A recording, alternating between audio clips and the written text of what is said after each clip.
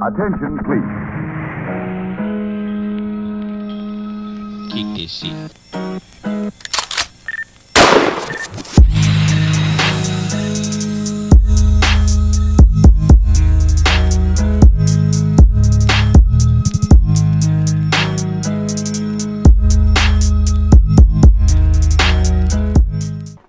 Salut les compotards, moi c'est Babar et donc on se retrouve aujourd'hui pour une nouvelle vidéo où on va reparler des euros numériques, mais en fait on va voir si les euros numériques peuvent être un problème à la stabilité du système financier. Mais tout d'abord, si vous aimez mon travail, ce serait très gentil de faire le petit clic, le petit abonnement, de partager la vidéo, ça c'est très important pour l'algorithme, hein. Et puis s'il y a des gens qui veulent faire des donations, des dons et machin chose, ça serait très gentil aussi. Comme d'habitude, je remercie aussi tous mes donateurs et je voudrais aussi préciser que si c'est pas marqué en dessous de cette vidéo, le concours est toujours en ligne, donc allez voir toutes mes autres vidéos pour savoir de quoi il retourne du concours, mais grosso modo, vous avez une vidéo de 12 heures où en fait vous avez une petite musique un peu parodique de Pierre Jovanovic. Et il faut trouver l'élément différent dans ces 12 heures et vous pouvez gagner le livre 2008 de Jovanovic. Et en fait jusqu'à présent je voulais vous proposer une pièce de 20 € comme ça sur la monnaie de Paris. Le seul souci c'est qu'il n'y a plus il y a plus ces pièces là, c'est que en fait avec l'augmentation de l'or, cette pièce-là, elle était vendue à 20 € et elle pèse 7 grammes et c'est en 900 millièmes. Donc, si vous calculez, vous avez 14,4 grammes d'argent dans cette pièce. Et donc, à l'once, ça vous fait un 43 € l'once. Et donc, en fait, vu que l'argent... Alors, quand elle sortira cette vidéo, je sais pas où sera l'argent. Mais... Là, troisième semaine d'octobre, j'ai envie de te dire, l'argent était monté, je crois, à 46 € l'once. Et là, c'est redescendu à 42 €. Mais en fait, cette pièce, comme elle a cours légal en France, si jamais le cours passe sous les 43 € l'once, je m'en fous. Parce que comme elle a cours légal, elle vaut toujours 20 €. Et en fait, vu que cette pièce, tu l'achètes à 20 €, en fait, tu peux pas perdre d'argent parce que si le cours tombe, tu l'échanges à la Banque de France contre des billets de 20 €. Ou bien, si jamais tu as le cours qui monte, tu peux revendre, la pièce comme une pièce en argent. Et le seul souci, c'est que vous imaginez bien que quand c'est arrivé, bizarrement, il y a quelqu'un, en tout cas, il y a 2 personnes qui ont vidé les stocks. Je vous laisserai deviner qui a vidé les stocks. Et je pense que, alors, je ferai peut-être... faut que je regarde comment je me débrouille parce que j'ai pas envie de donner une de mes propres pièces. Donc on verra, mais grosso modo ça sera une pièce d'argent de quelque part. Bref, on verra. Mais toujours est-il que le concours est toujours valide. Ou alors de toute façon, si vous voulez le livre de Pierre Jovanovic, là il n'y a pas de souci. Donc le souci, c'est que cette vidéo, je voulais pas la faire maintenant, c'est que je voulais faire une petite série sur le fait que grosso modo les banquiers centraux, ils pensent toujours tout savoir, qu'ils maîtrisent tout. Oh, moi je suis un banquier central, je suis très très fort, et puis je contrôle tout, j'ai mes petits boutons, mes petites manettes, et je contrôle tout, et je sais absolument tout. Et justement, je voulais faire une série de vidéos où on montre que en fait c'est très hasardeux. Et en fait, la vidéo que je vais faire aujourd'hui, c'était censé être la 3e vidéo. Et je justement, la deuxième devait être sur cette chère Sophia Prias-Kina, qui est doctoresse, on va dire. Et parce qu'en fait, elle a un article sur le shadow banking, mais justement, si vous regardez, moi, en fait, je voulais faire ensuite passer, parce que justement, comme ils sont tous potes les uns avec les autres, ils sont tous en train de se dire, oh là là, qu'est-ce que c'est bien ton travail, oh là là, et justement, on a cette étude qui est quand même sortie il y a 2 ans, justement sur les euros numériques et la stabilité financière par rapport à ça. Et c'est ce qu'on va étudier aujourd'hui parce qu'on a un document qui est sorti il n'y a pas très longtemps. Il y a pas mal de gens qui sont tombés sur ce document en disant oh là là, il n'y a pas de problème. On nous a dit que la BCE, elle nous disait qu'il n'y avait pas de problème. Et d'ailleurs, cette vidéo, elle tombe très bien. Parce qu'en fait, je suis en train de la tourner juste après que ma vidéo sur les impôts soit sortie. Et je vous avais dit que, grosso modo, aux États-Unis, il y a quelque part une limite des réserves bancaires où il ne faut pas passer en dessous, sinon ça pose beaucoup de problèmes au système. C'est celle de 3000 milliards. Et justement, alors... on y est à cette limite, on voit que, là j'ai pas le graphique, mais on voit qu'au niveau des FHLB, ça remonte, les prêts FHLB remontent, donc c'est signe qu'il y a quand même quelques problèmes de liquidité, pas sur toutes les banques, mais plutôt sur les petites banques américaines. Mais toujours est-il qu'on arrive à cette limite de 3000 dollars, 3000 milliards de dollars de monnaie de banque centrale dans le système, et que en fait, en général, les banques elles veulent plus trop vraiment prêter d'argent et tout. Enfin, le système se grippe quand même quand on commence à passer sous cette limite. Donc il faut quand même, justement, il faut faire cette distinction entre le système se grippe et les banques qui tombent. C'est-à-dire que quand le système se grippe, ça peut être très bien que les banques veulent simplement plus prêter d'argent ou justement elles freinent beaucoup leurs opérations, elles veulent pas augmenter leur bilan et ça te fait tout un ralentissement quand même économique. Et ça fait partie de la stabilité financière. Et ça va être tout le cœur du problème. C'est qu'en fait, ce point, il n'est pas pris en compte pour les euros numériques. Voilà.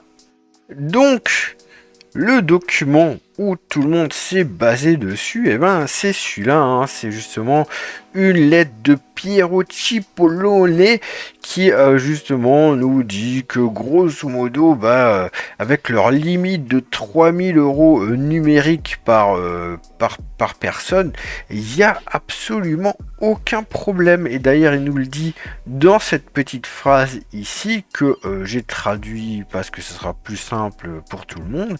Il dit: veuillez noter que cette analyse doit être interprétée uniquement comme une réponse technique à une demande spécifique et non comme le résultat d'un processus méthodologique complet de la BCE, ni comme sa position sur le niveau approprié des limites de détention. Donc en fait, il vous dit simplement que voilà, comment est-ce que les banques vont devoir se débrouiller avec si jamais tout le monde retire 3000 euros numériques, ce qui ferait une grosse fuite de liquidité pour les banques.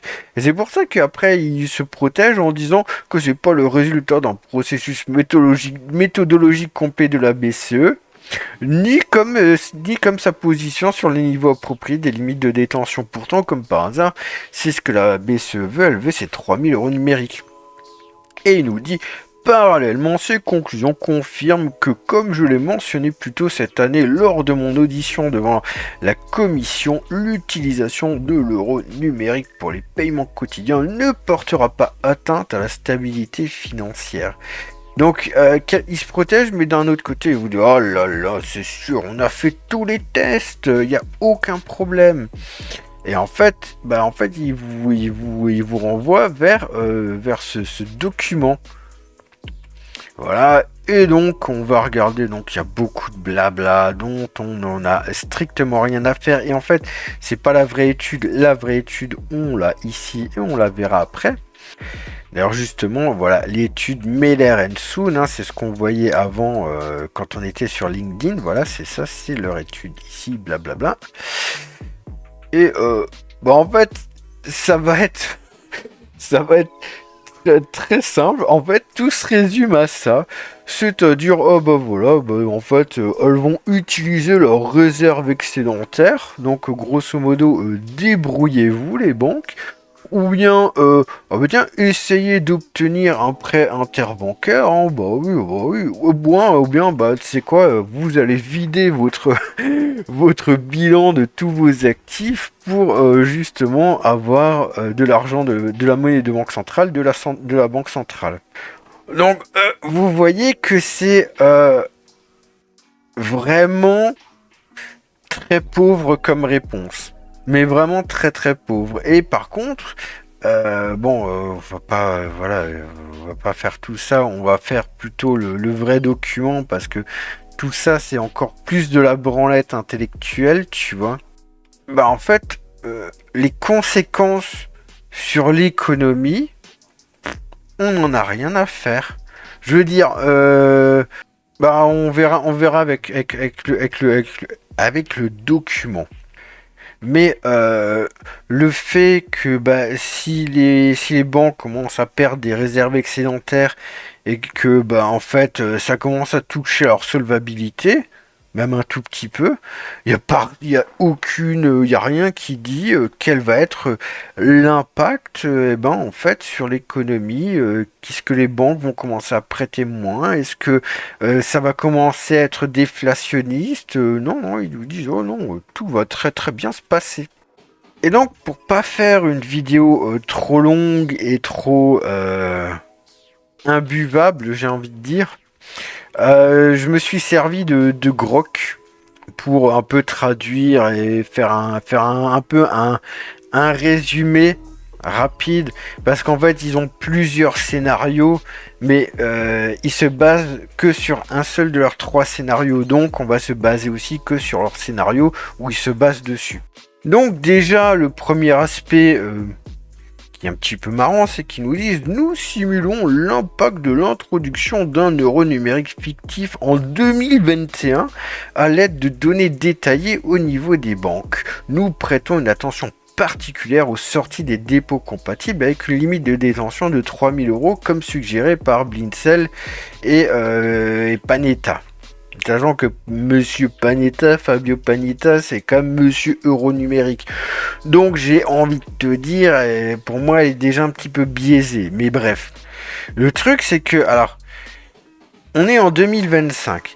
L'étude, elle a été faite en 2023 et elle est basée sur 2021. Sauf que entre temps, ils se sont amusés à faire QE, puis maintenant ils sont en train de faire QT, c'est-à-dire du quantitative tightening, c'est-à-dire qu'ils sont en train de réduire le bilan de la banque centrale et le nombre de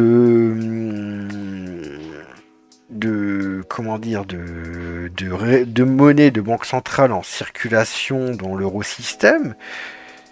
Et entre temps, il y a des taux d'intérêt qui ont monté, qui ont descendu. Enfin, je veux dire, déjà prendre 2021 à la sortie du Covid, pour moi, c'est totalement stupide.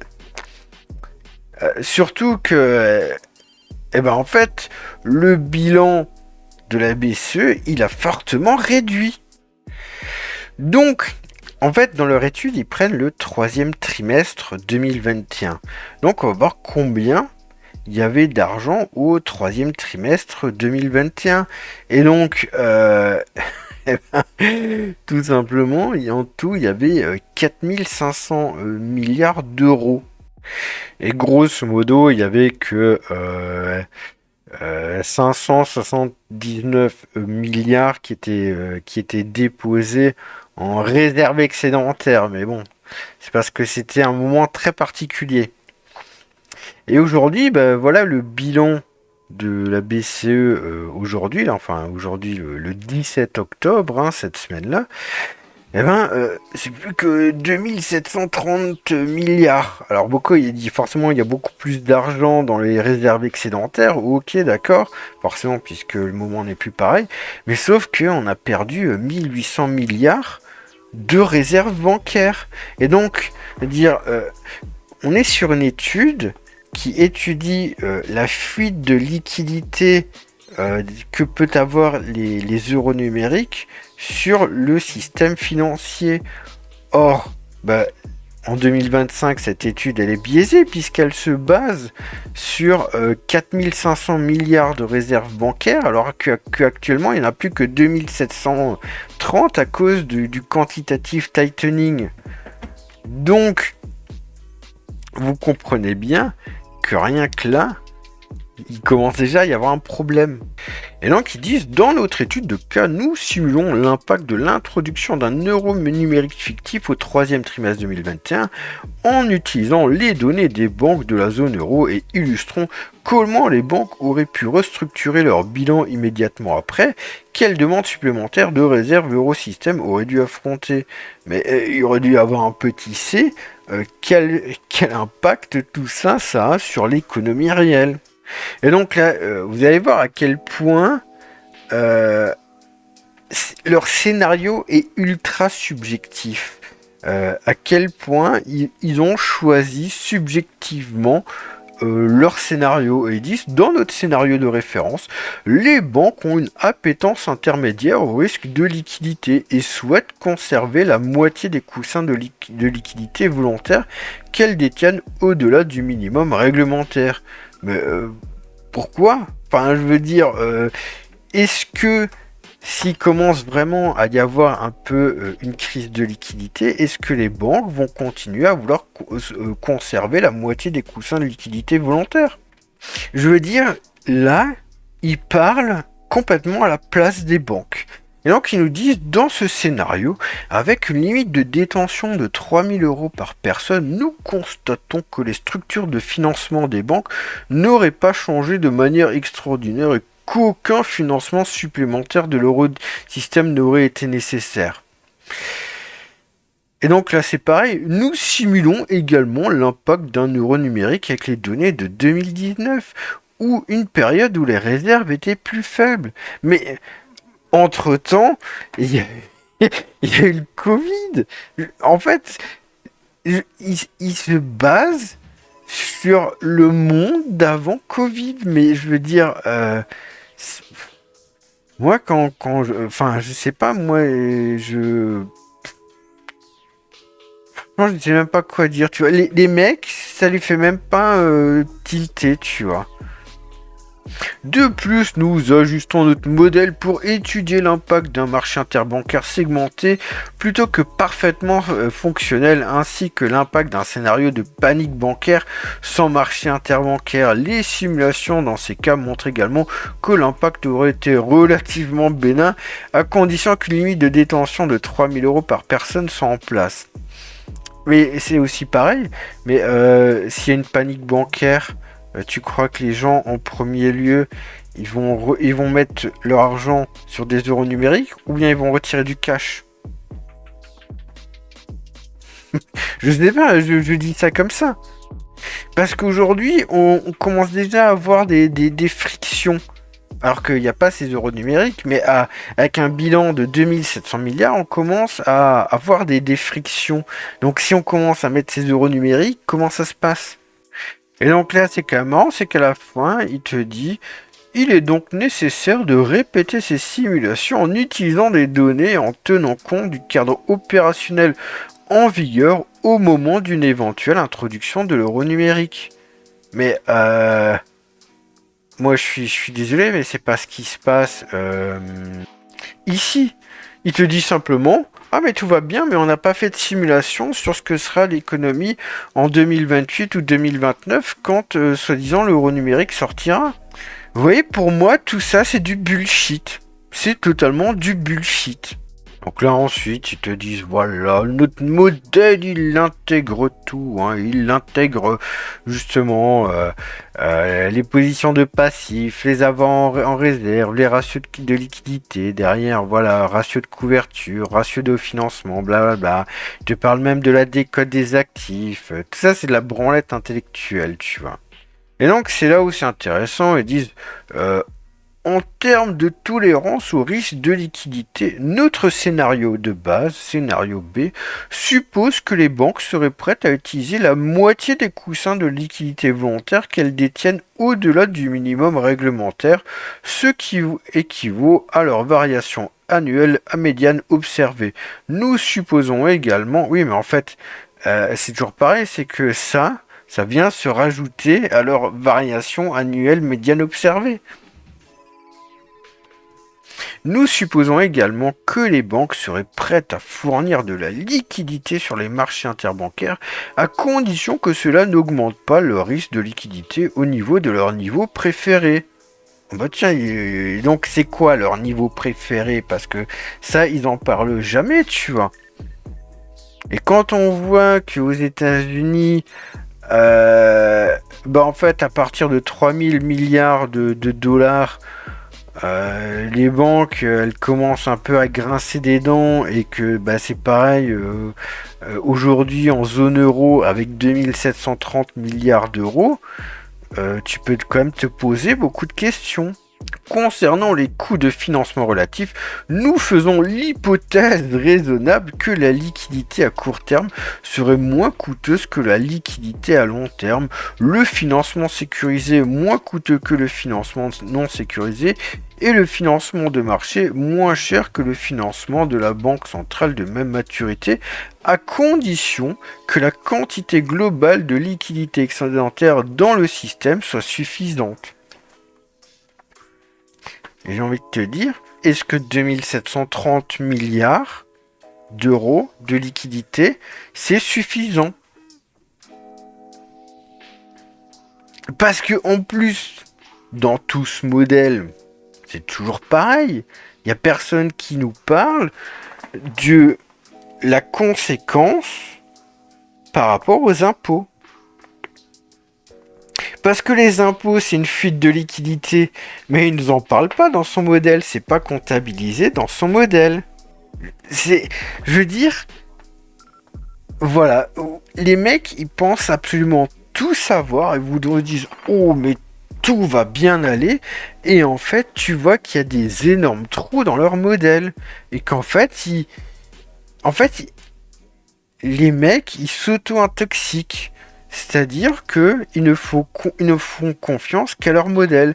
Ça fait un petit peu penser, pour ceux qui regardent un peu la Formule 1, dernièrement, on a eu des déclarations du nouveau patron de Red Bull, Laurent Mekies, qui dit que, en fait, si au bout d'un moment, ils étaient plus très performants en première partie de saison, c'est parce qu'en fait, ils n'arrêtaient pas de regarder tous les chiffres de la soufflerie et machin chose.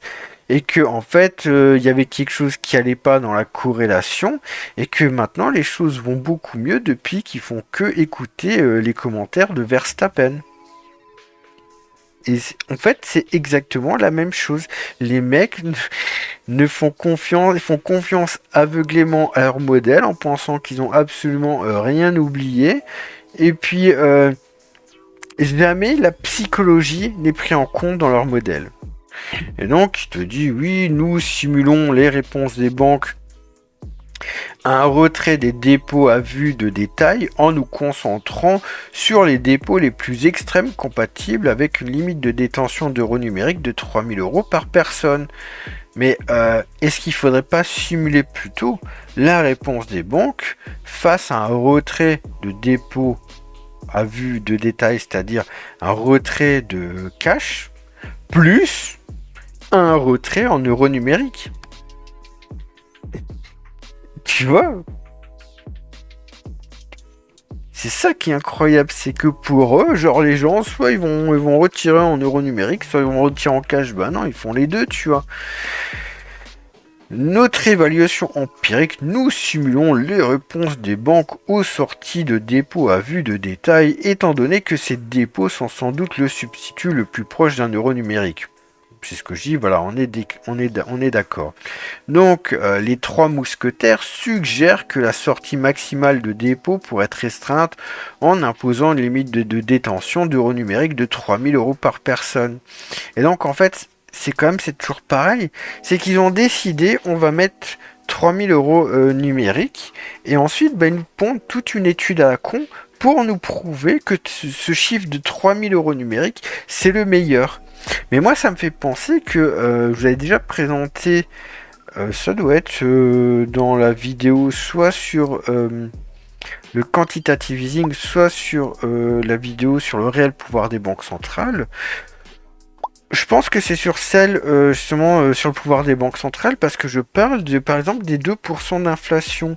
Et c'est pareil, la BCE, ils nous ont pondu toute une étude pour nous prouver que 2% d'inflation, c'était le taux parfait d'inflation, alors que, en fait, ce 2% d'inflation, il est sorti d'un chapeau comme ça de la Fed. Un jour, ils sont tous réunis à la Fed, ils sont regardés dans le blanc des yeux, et ils se sont dit, ah bah tiens, comment est-ce qu'on pourrait être plus crédible? Et puis ils se sont dit, ah bah tiens, si on inventait une cible d'inflation. Et puis là, il y a eu des discussions, puis il y en a un qui a dit, bah moi je suis pas d'accord, parce que si jamais on a un boom économique et qu'il y a plus d'inflation que notre cible, est-ce que alors il faut augmenter les taux et créer du chômage pour ne pas dépasser la cible d'inflation, ce qui serait un peu con.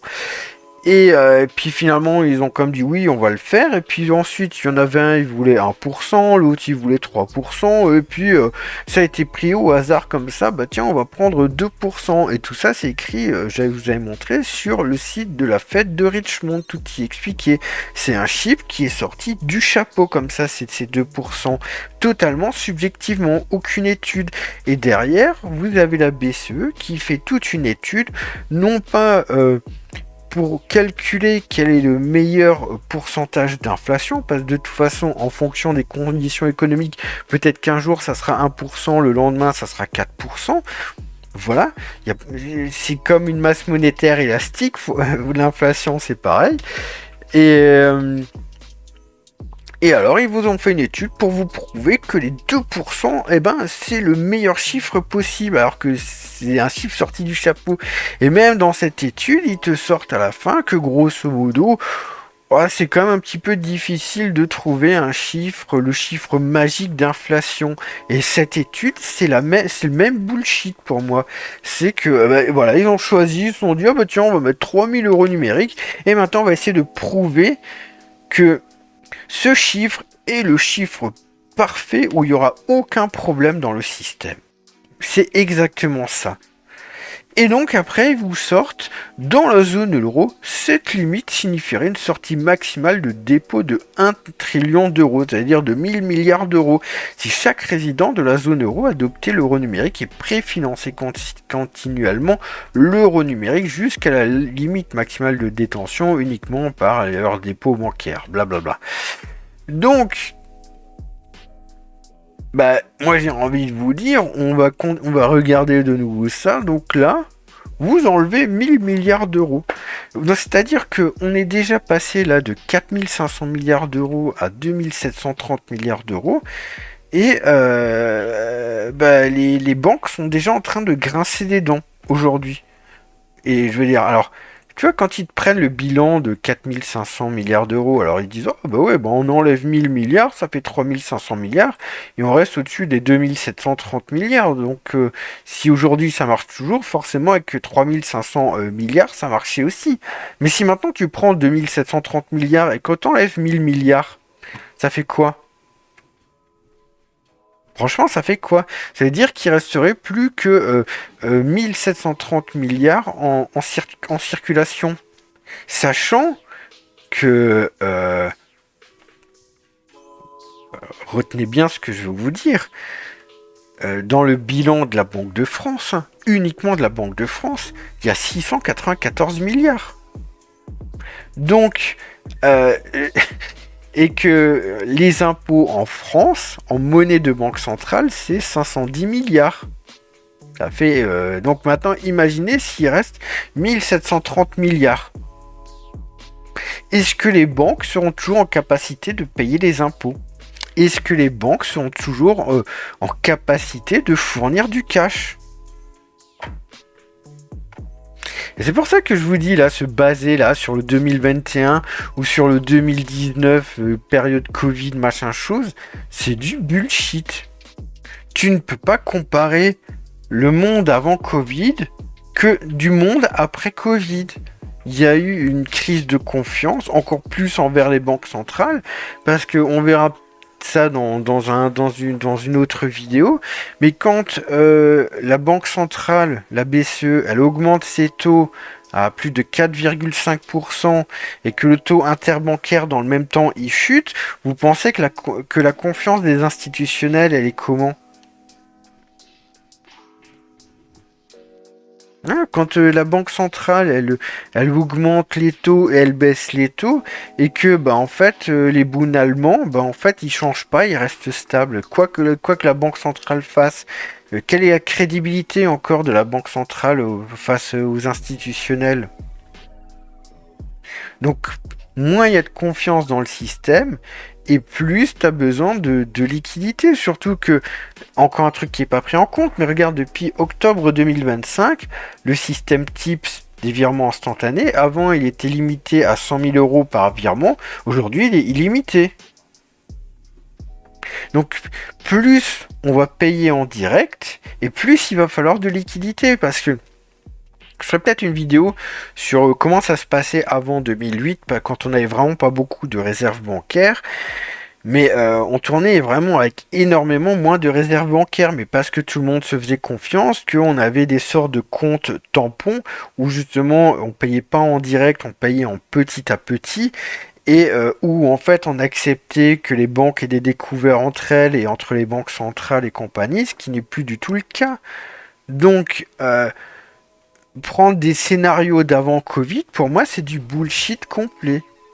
Et prendre scénario 2021, c'est du bullshit complet aussi. Tout ça, pour moi, c'est du bullshit.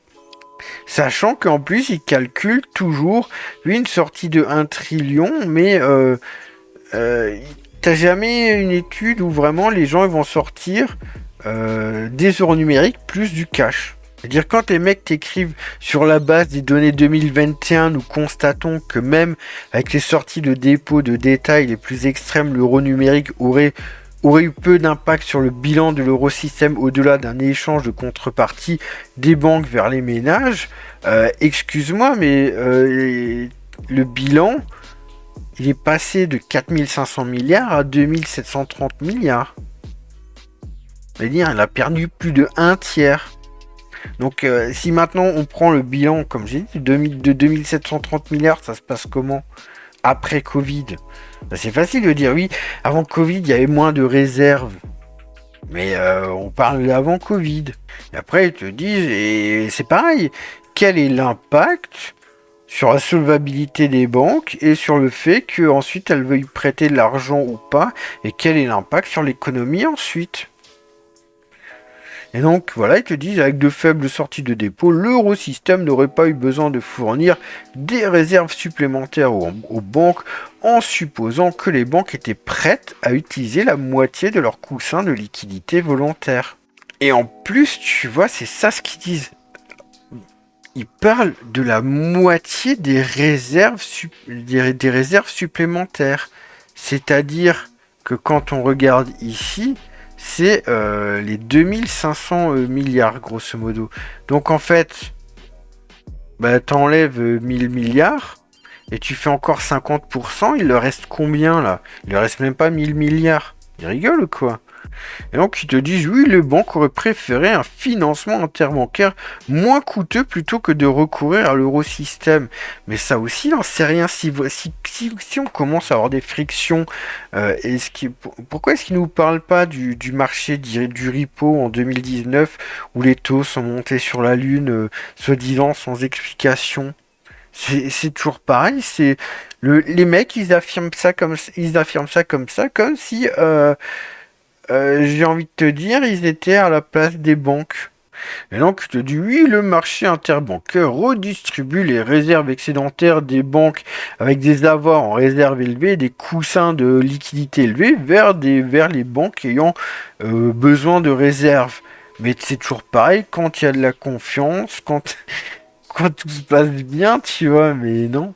La question qui se pose est à quel niveau de sortie l'Eurosystème devrait fournir des réserves supplémentaires pour éviter des tensions sur le marché interbancaire, ce qui se produit lorsque toutes les banques atteignent leur limite de tolérance au risque de liquidité, ce qui signifie qu'elles seraient réticentes à fournir davantage de liquidité sur le marché interbancaire.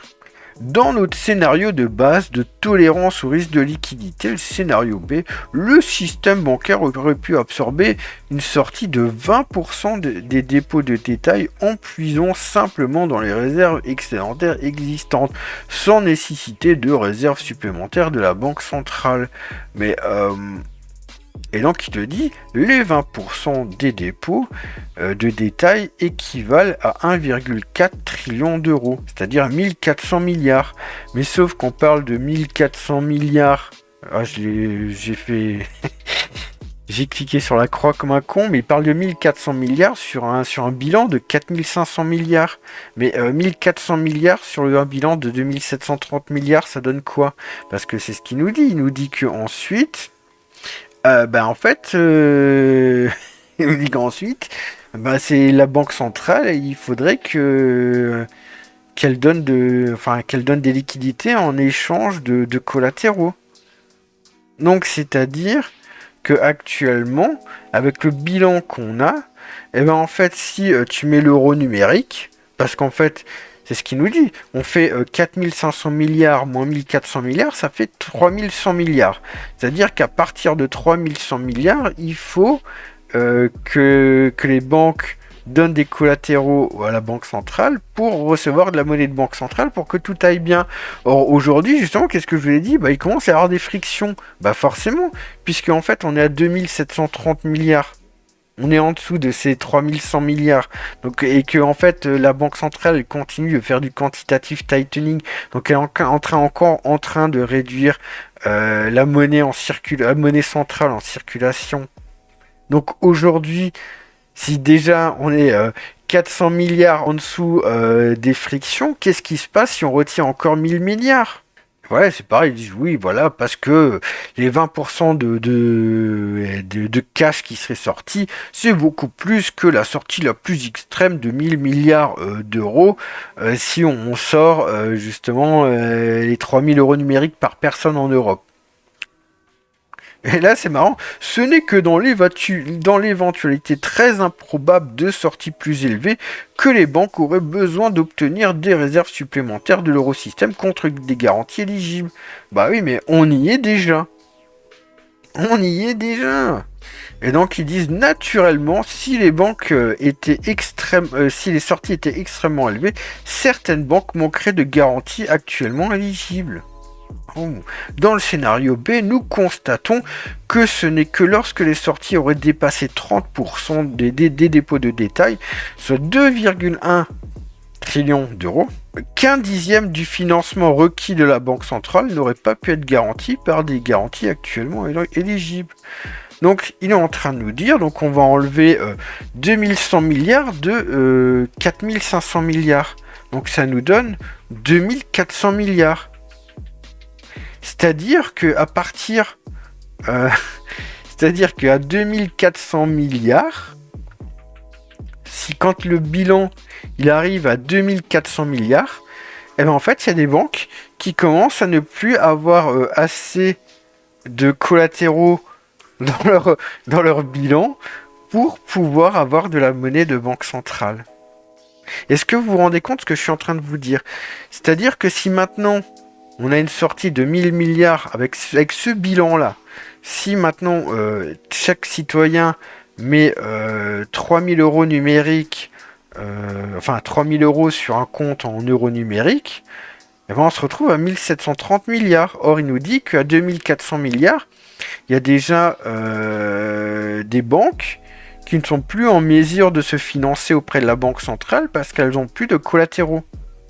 enfin les collatéraux éligibles. Donc on fait comment?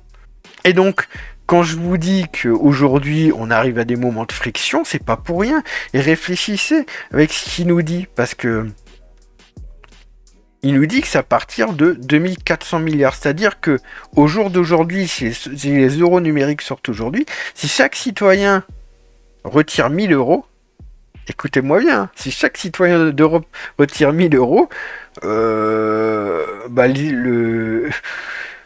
le système commence à être complètement foutu. Parce qu'ensuite, tu as un enchaînement. Si une banque a plus de garantie éligible pour se financer auprès de la banque centrale, tu crois qu'il va se passer quoi? Que tout le monde va être là, oh c'est la fête et compagnie? Bah non, il va commencer à y avoir des paniques. Et donc qu'est-ce qui se passe ensuite? Enfin je veux dire, ensuite t'as une réaction en chaîne, tu vois. Donc en fait, ce document là de Piero Cipollone, moi je le trouve extrêmement dangereux. Il te raconte de la merde. Il te raconte complètement de la merde. T'imagines? Parce que c'est ce qu'ils nous disent. Que si aujourd'hui les gens ils retirent 30% de leur cash, c'est équivalent à peu près à 2100 milliards. Donc si tout le monde là retire 30%, il reste quoi en monnaie de banque centrale sur le bilan? Il reste exactement 630 milliards. Le système est mort. Je sais pas quoi vous dire d'autre. Hein. Si aujourd'hui tout le monde retire 30% le système est mort. J'ai même envie de te dire, si tout le monde retire 20% de son argent, le système est mort.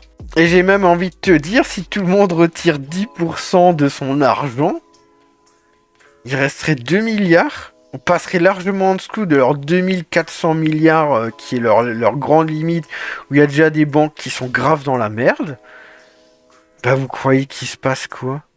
Et donc là, il te reparle, voilà, du troisième trimestre 2021, et là, il te réduit encore la marge, il te dit, ce n'est que lorsque les sorties dépasseraient 28% des dépôts de détail, soit un total de 1,9 trillion d'euros, qu'une proportion plus significative du secteur bancaire, plus de 10% en termes d'actifs totaux, aurait connu une augmentation extrême aux dépendances au financement de gros par rapport au changement trimestriel historique. Tu entends? Donc, à partir de 1900 milliards de moins, c'est-à-dire que, en fait, c'est marrant, le chiffre est en train de se réduire, parce que là maintenant, si on fait 4500 milliards moins 1900 milliards, on est à 2600 milliards.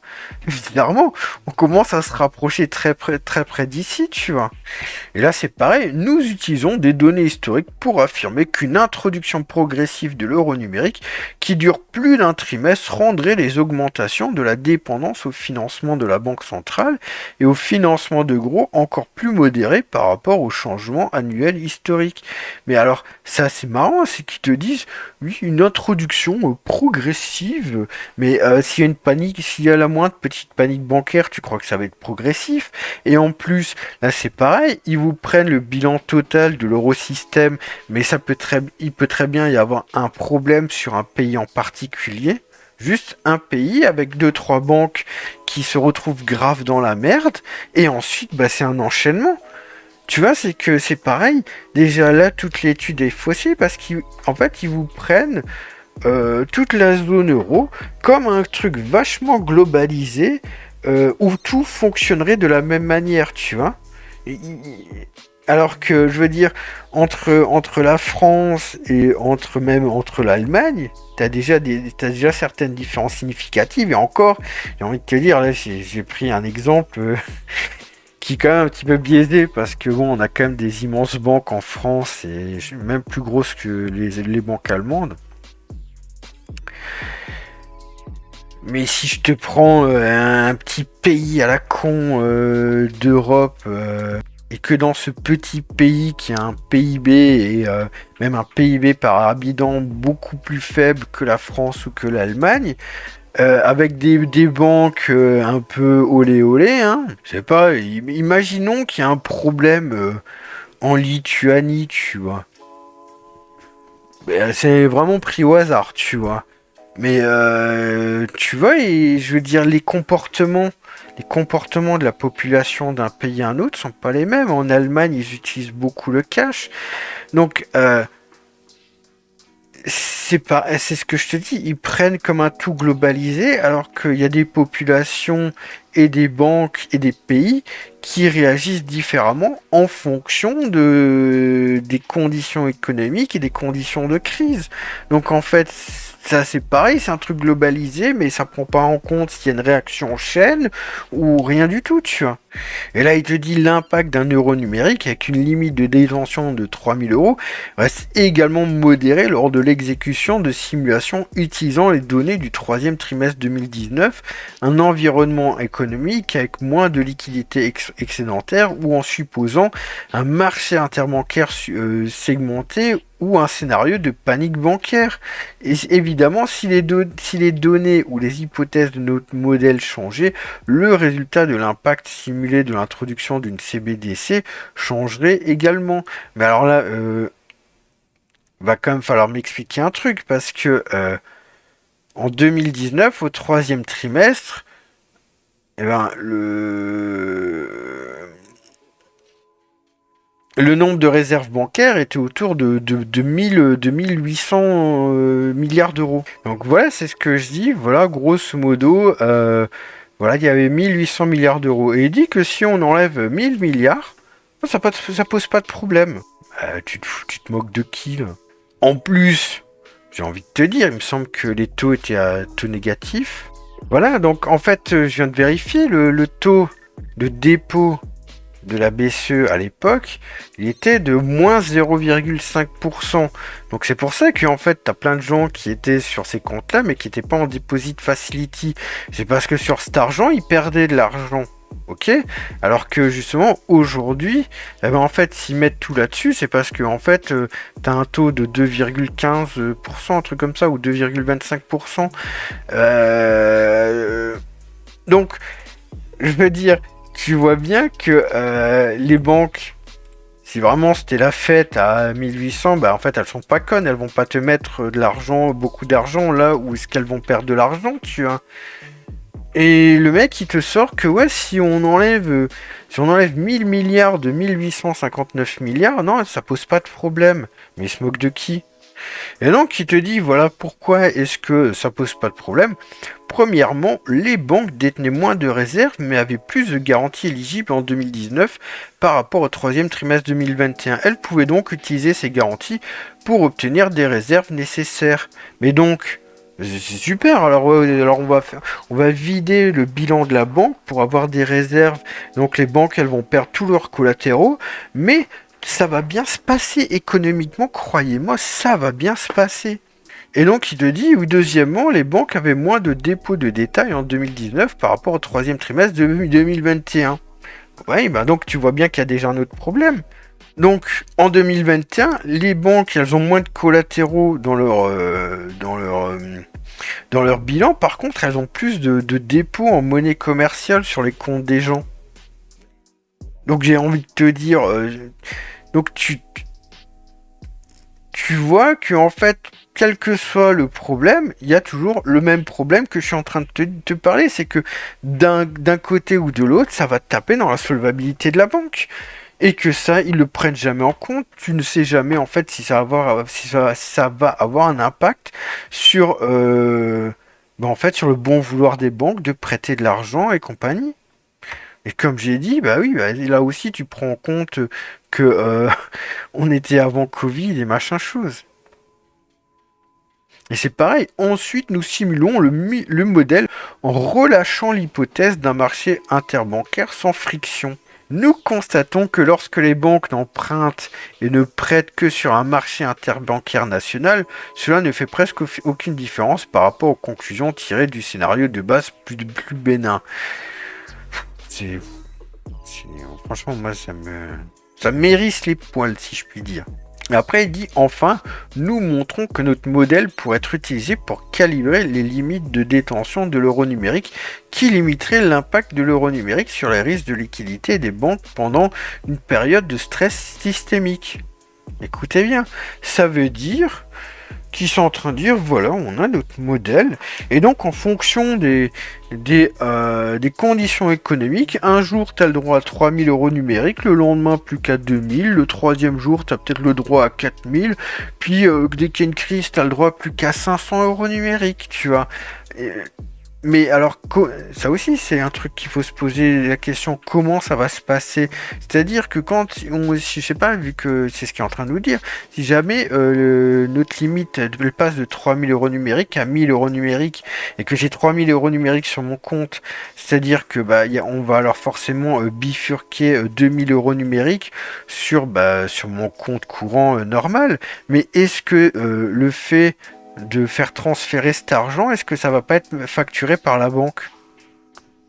Hein? Ce qui mettrait un taux de change entre les deux monnaies, ce que je vous parle depuis longtemps. Et donc après, il marque, nous constatons que l'impact d'un euro numérique sur les risques de liquidité des banques dans un scénario de panique bancaire a été contenu en cas de limite de détention de 3000 euros. Mais ça me paraît quand même fou parce que un scénario de panique bancaire, mais tu crois que tu crois qu'en cas de panique bancaire, les gens, qu'est-ce qu'ils vont faire? Ils vont pas aller mettre leur argent dans des euros numériques, ils vont tout retirer en cash. Donc ton scénario là, il est nul. Je veux dire, c'est ça ce que je vous dis, les mecs, ils sont dans leur modèle comme ça, et en fait, voilà, tu vois, ils sont à fond dans le modèle, il n'y a aucune étude sur la psychologie de la population, sur la psychologie des banques et compagnie, et puis on te prend des dates vraiment tirées arbitrairement, on te fait des scénarios qui sont vraiment ultra arbitraires et subjectifs, et donc après, te dit voilà que le modèle pourrait être utilisé pour guider la prise de décision des décideurs politiques sur la conception et le calendrier d'une future introduction d'euros numériques, blablabla. Et ce qui est marrant après, c'est qu'ils t'écrivent bien qu'un euro numérique réussit, hein. C'est quand même marrant, nécessite une adoption par les résidents de la zone euro. Il ne devrait pas être utilisé de manière excessive pour éviter les risques de stabilité financière. Et donc c'est pareil, voilà, alors leur limite de détention peut empêcher une utilisation excessive, machin chose. Mais c'est là aussi où il y a un truc où on peut se poser des questions. C'est que justement, souvenez-vous de quand je vous ai dit que en fait ils pouvaient adapter cette limite de détention. Mais voilà, c'est ça, calibrer les limites de détention de l'euro numérique. Mais est-ce qu'il pourrait aussi pas le calibrer? Alors je vais revenir dans le complotisme, mais j'étais l'un des premiers à en parler, du fait que cette limite de détention, elle pourrait aussi être dans le temps, avec une date de péremption de la monnaie. Parce que une limite de détention, t'en as deux. La première, c'est le nombre de monnaies que tu peux avoir, et la deuxième, c'est la date de péremption.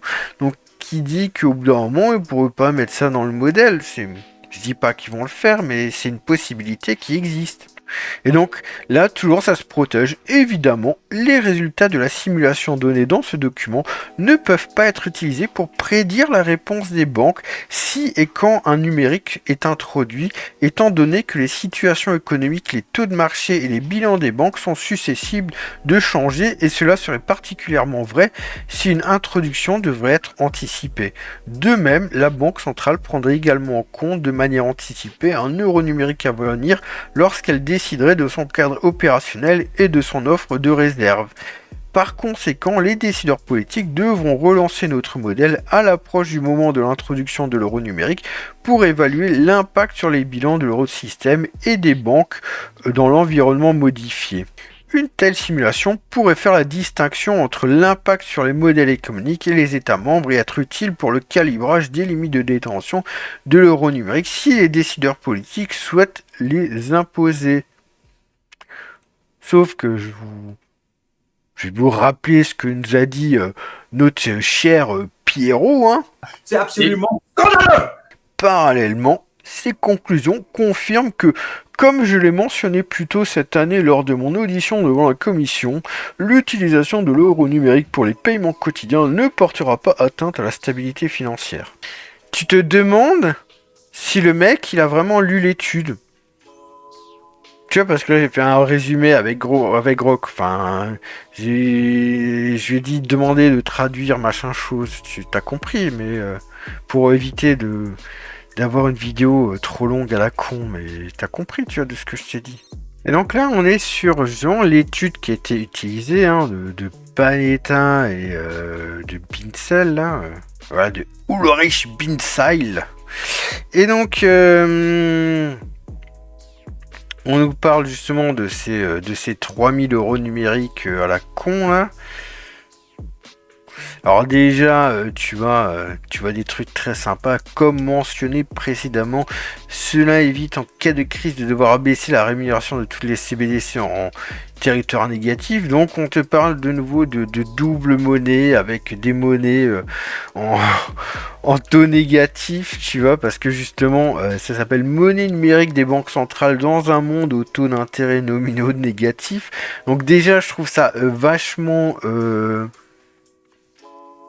bancal que justement dans l'étude qu'on a vue avant, voilà, celle-là, ils utilisent l'étude justement de l'ami Binseil pour justement justifier leurs 3000 euros numériques, tu vois, alors qu'en fait, bah, on est dans un monde de taux d'intérêt négatif.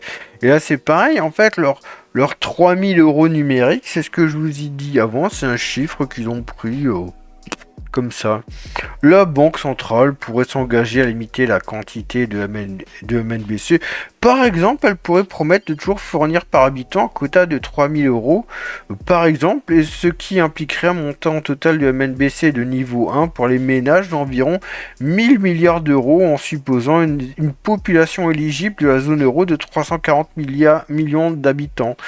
Et voilà, et pour les mineurs, bah voilà, ça pourrait être fixé à zéro ou être alloué au compte d'un parent. Donc en fait, c'est... Comme je l'ai dit, c'est 3000 euros, il est sorti comme ça. Et donc voilà, il te dit que les billets en circulation, c'est 1200, c'est aussi c'est légèrement supérieur à 3000 euros par habitant, soit 1200 milliards d'euros actuellement. Voilà, il parle des avoirs en titre. En fait, il te regarde comme ça, et puis au doigt mouillé, il te dit... Oh, 3000 euros, ça me semble bon. Et donc après, bah, ils te font une étude à la con comme ça, comme on vient de voir. Tout ça pour essayer de prouver que les 3000 euros, c'est la super limite. Voilà, c'est exactement comme l'histoire des 2% d'inflation. Et alors, là aussi, on est toujours dans les études à la con de l'euro numérique, hein, donc de décembre 2021, comme par hasard, c'est justement, c'est les... non, en fait, ils ont pris le troisième trimestre 2021 pour leur étude, mais bon, bref, on n'en est pas très loin, tu vois. Et donc, qu'est-ce qu'il nous disait par rapport à tout ça, tu vois? Il nous disait, voilà, pour prévenir la détention excessive de monnaie de banque centrale, voilà. Alors, ils te disent, ah bah tiens, on va enlever la convertibilité entre les euros numériques et la monnaie scripturale normale. Bah oui, magnifique. Voilà, c'est plus convertible. On va limiter. Des fois, ça pourra l'être. Et en cas de crise, ça sera plus convertible. Qu'est-ce que je vous dis? C'est magnifique. Et justement, il est écrit quand même que c'est contraire à ce qui se passe en ce moment, puisque justement, on te dit que si en fait on accepte la monnaie commerciale, même si ça n'a pas cours légal, c'est parce qu'il y a une convertibilité entre le cash et cette monnaie, la monnaie de banque centrale. Après, ils te disent, voilà, on limite justement par une limite de détention, et donc en fait, apparemment, on ne peut pas payer plus, tu vois. et que justement, si par exemple tu as 3 000 € numériques et on essaye de t'envoyer 1 000 € numériques, c'est rejeté. Ou bien on fait l'autre solution, c'est-à-dire que tu as une limite de 3 000 € numériques, et si on t'envoie 1 000 € numériques, et ben en fait ça va être transféré sur ton compte courant. Mais est-ce qu'on va pas te faire payer quelque chose? Et puis après, alors là, on est dans le magnifique, c'est ce que je vous dis toujours. Et ben voilà, on a une double rémunération avec des taux d'intérêt différents selon les monnaies. Alors ils te disent que voilà, dans un monde où les taux d'intérêt sont positifs, eh ben on pourrait mettre la monnaie numérique de banque centrale à 0%, le cash forcément il est à 0%, et tes comptes, en fait tu pourras avoir des comptes à 4%, et par exemple aussi la monnaie de banque centrale ou sur les comptes que les banques centrales ont auprès de la banque centrale, que les banques privées ont les comptes qu'elles ont auprès de la banque centrale, ces comptes ils pourraient être rémunérés, donc ce qui fait que ils t'offrent un livret A et des conneries comme ça. Mais globalement, ils te disent que voilà, on aurait deux taux d'intérêt différents. Et ils te disent aussi, par contre là c'est marrant, c'est que dès qu'on passe en territoire négatif, ils te parlent plus du cash. Ils te disent juste, oh la monnaie numérique de banque centrale, on la met à taux négatif. Ouais, mais alors, qu'est-ce que tu vas faire avec le cash? Puisque quand les taux sont positifs, tu mets le cash et tes euros numériques, tu les mets à 0%. En fait, quand les euros numériques sont à taux négatif, qu'est-ce que tu vas faire? Tu vas mettre, moi je te le dis, on le sait déjà, le FMI, tout ça c'est des travaux qu'on avait déjà vus dans les autres vidéos avec le FMI, c'est que en fait ils vont mettre un taux de change entre le cash et la monnaie numérique de banque centrale en défaveur du cash, pour éviter qu'il y ait un bank run. Voilà, grosso modo.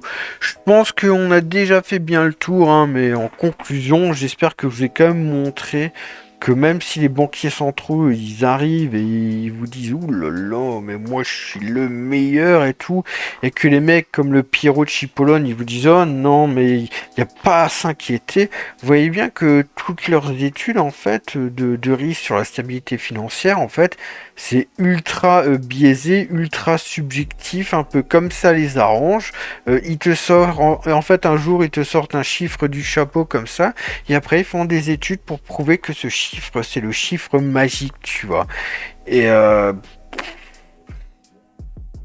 jamais ils te parlent, même si ça te fait pas un crash de l'économie, je dis pas que ça va faire un crash de l'économie, mais est-ce que ça va pas rendre les banques encore plus frileuses, que ça soit entre elles, ou que ça soit pour prêter aux entreprises et aux citoyens et faire un ralentissement économique? Je dis ça, je dis rien. Et bien sur ce, moi les compteurs, je vous souhaite une bonne journée ou une bonne soirée et je vous dis à très bientôt. Ciao.